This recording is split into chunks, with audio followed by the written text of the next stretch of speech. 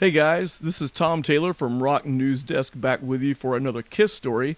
If you enjoyed the video, please give us a like and leave a comment below. Now on to the hottest band in the world, Wicked Lester. Almost every Kiss fan knows that Gene Simmons and Paul Stanley were in a pre-Kiss band called Wicked Lester. That's Kiss 101 for any real fan.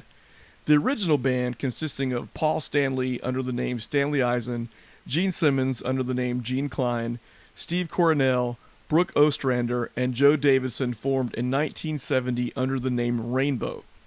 Joe Davidson was quickly replaced by drummer Tony Zarella, and the Rainbow lineup was solidified. In 1971, after playing 2 shows under the name Rainbow, the group decided to change their name to Wicked Lester as not to be confused with another band in the New York area also called Rainbow. Not the Ritchie Blackmore band, which wasn't formed until 1975. After the name change, the band recorded a demo at Electric Lady Studios in New York City. The demo, which was produced by Ron Johnson, was shopped to a few labels, but no one wanted it. Eventually, Epic Records decided to take a chance on the group and funded the recording of a full-length album. We wanna shout it out loud, but we can't let people know. We wanna shout it out loud, but our love is not to show. Upon completion, the album was screened for Epic's A&R director Don Ellis, and he decided to pass on the record.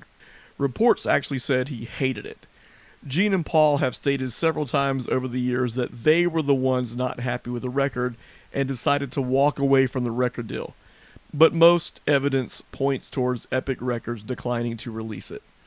Stinging from recording an album that didn't even get picked up by the label that funded its recording, Gene and Paul decided to continue pushing forward.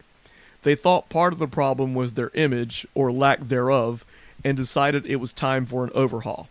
Everyone knows the rest of the story. Peter Criss is found through his ad in Rolling Stone that read, "Experienced rock and roll drummer looking for original group doing soft and hard music. Peter, Brooklyn." After recruiting Criss, Paul suggested the name Kiss for the new band, and Gene and Peter approved. Paul then placed an ad in the Village Voice looking for a, quote, lead guitarist with flash and ability. They even claimed album out shortly. They found their man in Ace Frehley.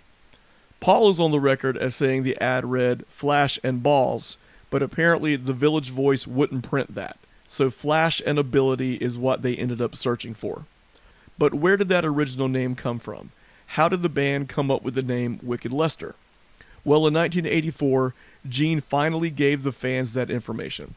The name came about because in 1971, the band, Gene said, was rehearsing above a wicker furniture store in Chinatown in New York City. He didn't seem to remember the name of the store, but he said some of the lights had burned out on the sign. Gene told USA Network's Radio 1990 TV show, "We stayed underneath a furniture place that says Wicker, and then there was another sort of bastardization of Lester. It was something else, and some of the lights went out on the R, and it looked like, if you imagine what the letters would go like, we just imagined we saw Wicked Lester, right underneath the loft that we were rehearsing in Chinatown. And it was as good a name as any. Pink Floyd, Wicked Lester, it had that sort of ring to it. But we didn't want to be Pink Floyd. We wanted to be known. We didn't want to be faceless." So there it is, the origin of the name Wicked Lester, courtesy of Gene Simmons, USA Network, and Rock News Desk. Thank you so much for checking out the video. If you like it, please give us a like, share it to your socials, subscribe to the channel, all that stuff. It really helps us a lot and allows us to keep bringing you fun content. You guys take care.